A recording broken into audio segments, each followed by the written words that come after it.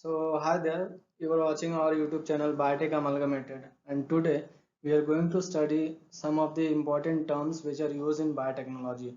Now, as you can see on the screen, first one is a virology, and virology means the study of viruses and virus-like particles, for example, viroids and prions.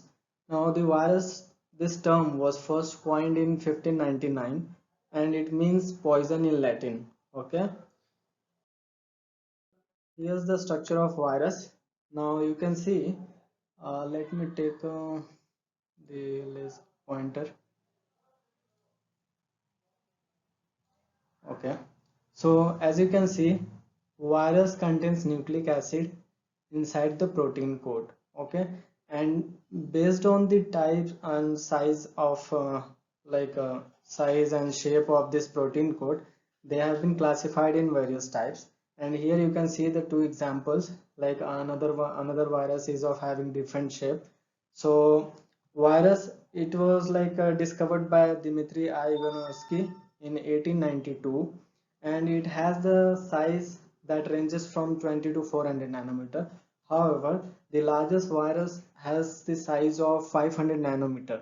Okay, and here you can see the definition. So it's an infectious agent of small size and simple composition, as you saw the range, okay, which is smaller than bacteria.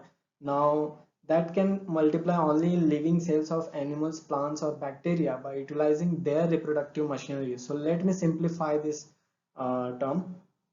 So virus outside of this cell, that means in the environment, is just like a dead particles which can't do anything. Okay, so once they come across living cell, they will invade inside the cell.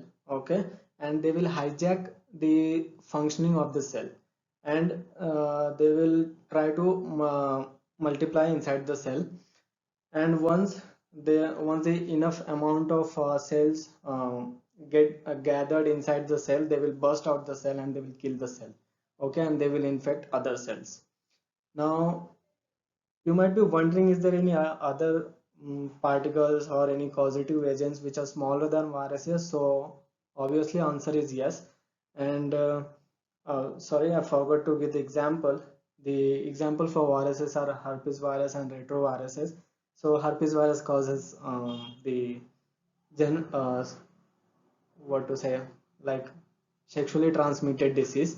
Now the other smaller particle than viruses are viroid, and yeah, their size ranges from 246 to 467 nucleobases. Now you might be wondering that why we are measuring their size as a nucleobases. Okay, so why not in nanometer?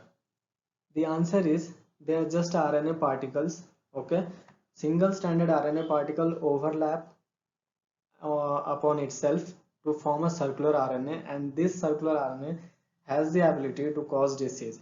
And it was first discovered by Theodor Otto Diener in 1971.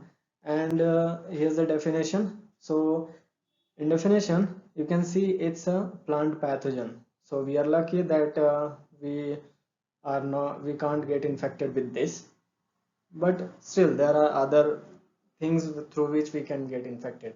So viroids are distinguished from viruses by the absence of protein coat and by their unusual small size. So they are smaller than viruses, and the main reason behind that is they don't have the outer protein coat. Okay, and the example, potato spindle tuber disease, which is caused by viroid, and there are many such diseases through to which the plants get infected. Now the third one is the prion. Okay, so they are further smaller than viruses. Now here you can see what actually prion is.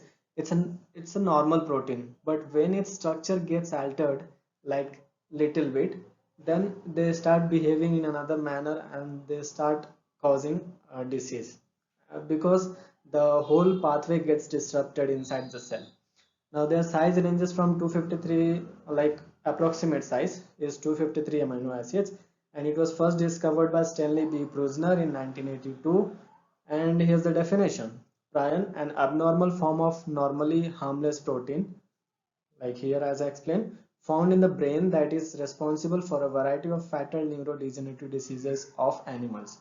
Now, viroid can't infect us, but this prion can lead to neurodegenerative diseases in our brain. And here's the example, that is transmissible spongiform encephalopathy. Last but not the least, you'll be seeing other many more terms in other videos. So here's the virulence. So virulence is nothing but the ability to cause disease in the host. So as we studied that virus or viroids, prions, they need a host to multiply. So each of them has different virulence property. Some of them are quite harmful and it will lead to death, and some of them are like they can't do anything, and we are perfectly safe because of our immunity. So thank you for watching our YouTube channel, and please like our video and subscribe our channel. Thank you. Bye bye.